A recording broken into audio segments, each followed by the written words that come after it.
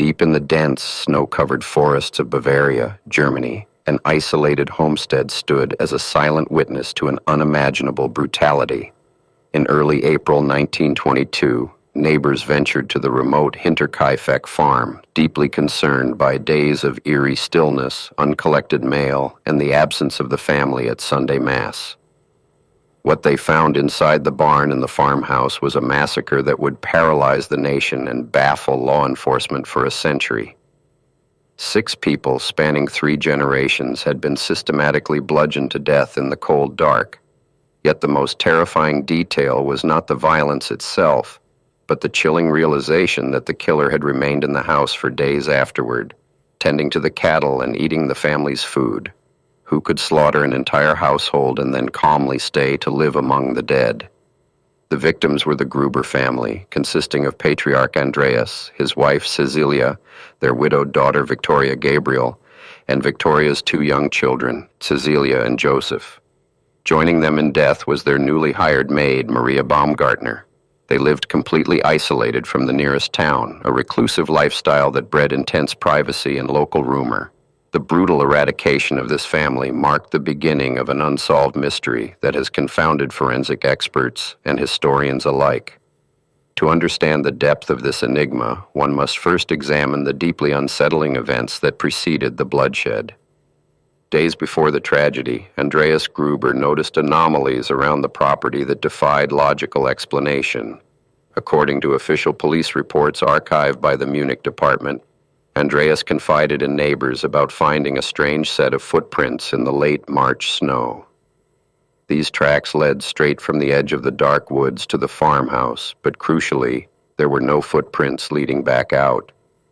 An unseen presence had arrived at Hinterkaifeck, and it had not left. The sense of an invisible intruder compounded rapidly in the days leading up to the murders. Andreas reported hearing inexplicable footsteps echoing from the attic at night, a heavy, deliberate pacing above the sleeping family. Furthermore, a set of house keys vanished without a trace, and a strange newspaper from Munich, which no one in the household had purchased, appeared mysteriously in the kitchen. Despite these glaring warning signs of an impending threat, Andreas, known for his stubborn self-reliance, refused to notify the local authorities. The atmosphere of dread was already palpable when Maria Baumgartner arrived on March 31st. The previous maid had fled the farm 6 months earlier, adamantly claiming the house was haunted by malevolent spirits and unseen watchers. Maria, seeking stable employment in a difficult post-war economy, stepped directly into this environment of acute paranoia. Her arrival coincided precisely with the onset of the fatal weekend. Maria unpacked her meager belongings in her new room, entirely unaware that the shadows of the farm were already closing in. Her tenure at Hinterkaifeck would last only a matter of hours. The tragic irony of her seeking refuge in a place that had already been marked for death adds a profound layer of sorrow to the historical record of that Friday evening. The exact sequence of events on the night of March 31 remains a subject of intense forensic debate, but the grim tableau discovered on April 4th provided a horrifying narrative. Neighbors, led by local farmer Lorenz Schlittenbauer, forced their way into the barn after noticing the prolonged absence of the family. Inside the dimly lit structure, hidden beneath a hastily thrown pile of hay and an old door, lay 4 bodies. Andreas, his wife Cecilia, their daughter Victoria, and young Cecilia had been lured into the barn one by one. The perpetrator dispatched each victim with a brutal, calculated efficiency in the dark. Inside the main house, the horror continued unabated.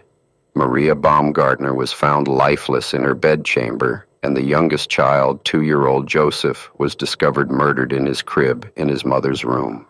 The weapon used to enact this devastation was identified as a mattock, a heavy agricultural tool similar to a pickaxe, which belonged to the family. Analyzing the modus operandi, a distinct pattern or method of operation utilized by a criminal, investigators noted the terrible precision of the strikes. The killer targeted the head of each victim with overwhelming lethal force, suggesting either a deep-seated personal rage or the cold efficiency of an experienced killer who knew how to end a life swiftly. Despite the chaotic brutality of the strikes, the scene exhibited a disturbing level of organization. The stacking of the bodies in the barn and the deliberate covering of the corpses indicated a perpetrator who was not in a panicked rush to flee. This methodical staging pointed to someone who felt secure in their isolation, confident that the remote location would shield them from immediate discovery. The most psychologically unnerving aspect of the 1922 murders was the post-crime occupation of the property.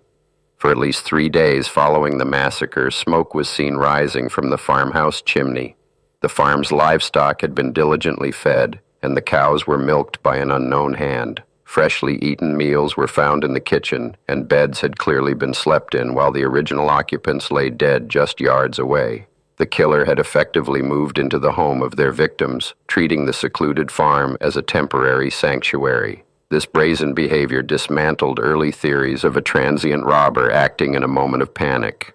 Living alongside the brutally slain family required a level of psychological detachment and cold-bloodedness that terrified the local populace and baffled the seasoned detectives assigned to the case. When Inspector Georg Gruber and his colleagues from the Munich Police Department finally arrived, they were met with a disastrously compromised crime scene. In the hours between the initial discovery and the arrival of official investigators, dozens of curious locals had trampled through the farm.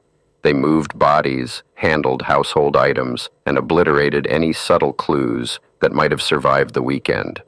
The lack of modern crime scene preservation protocols in rural 1920s Bavaria severely hindered the investigation from its inception.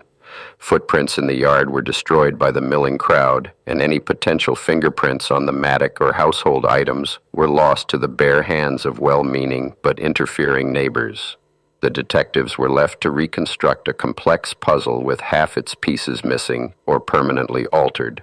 Court physician Dr. Johann Baptist Aumüller conducted the autopsies directly on the farm, utilizing makeshift tables in the courtyard under the grim sky.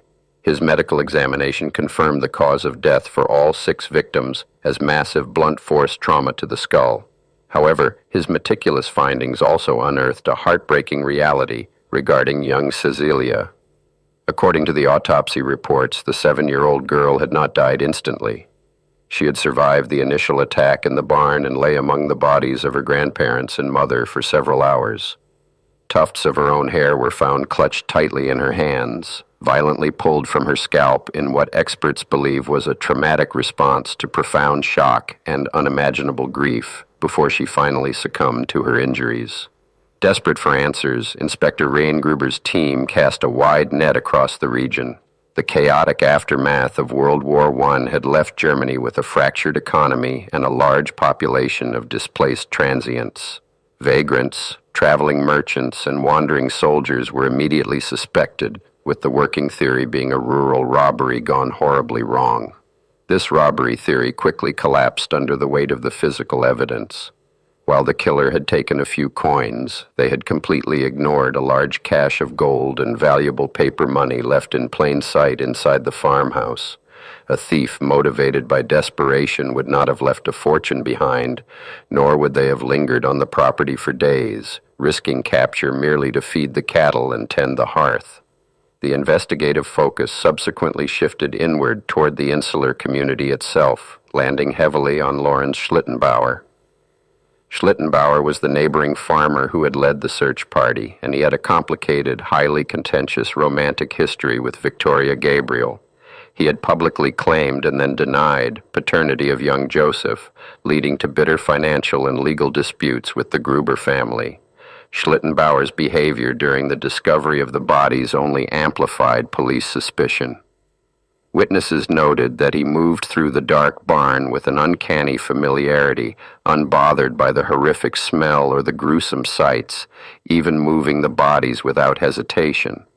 Furthermore, he possessed a verified alibi, a claim or piece of evidence that one was elsewhere when an act took place, but investigators found the testimonies supporting his whereabouts unusually rigid and overly rehearsed. Despite the circumstantial clouds gathering around Schlittenbauer and several other local figures, the Munich police could not secure a definitive confession or physical proof. The concept of forensic DNA analysis was decades away from existence. Blood typing was primitive, and without a murder weapon definitively linked to a suspect's hand, the case relied entirely on witness testimony, which was notoriously unreliable in a community steeped in gossip, long-standing grudges, and pervasive fear. Over the ensuing decades, hundreds of individuals were questioned by various iterations of German law enforcement. The police files swelled with accusations ranging from returning prisoners of war to disgruntled former farmhands who knew the layout of the property. Each lead, no matter how promising initially, eventually dissolved into a frustrating dead end. The killer's ability to vanish without a trace from a snow-covered landscape remained an impenetrable barrier to justice. The physical toll of the crime was matched only by the enduring psychological scar it left on the region. The victims were buried in a local cemetery, but in a macabre twist of early forensic procedure, their heads were removed and sent to Munich for further examination by clairvoyants, a desperate, unscientific tactic that yielded absolutely nothing.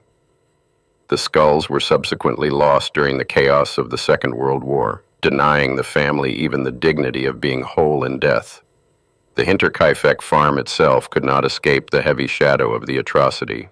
In 1923, just a year after the massacre, the sprawling homestead was entirely demolished by neighbors. They tore down the walls and burned the wood, hoping to erase the physical reminder of the evil that had taken root there. A simple stone shrine was eventually erected near the site, serving as a quiet memorial to the 6 lives so violently extinguished. Today, the empty field where the farm once stood offers no answers to the wind that sweeps across it.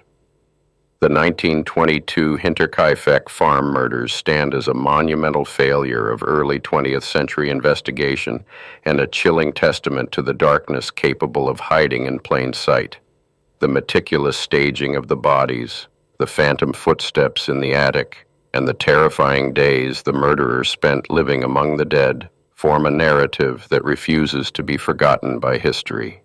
Who walked out of the tree line that cold March day? And why did they harbor such profound hatred for the isolated family?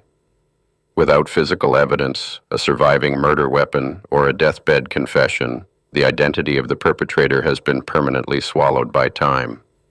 The story remains an open wound in the annals of criminal history, a profound, unsolved German mystery that continues to haunt the quiet corners of rural Bavaria, reminding us that some secrets are taken entirely to the grave.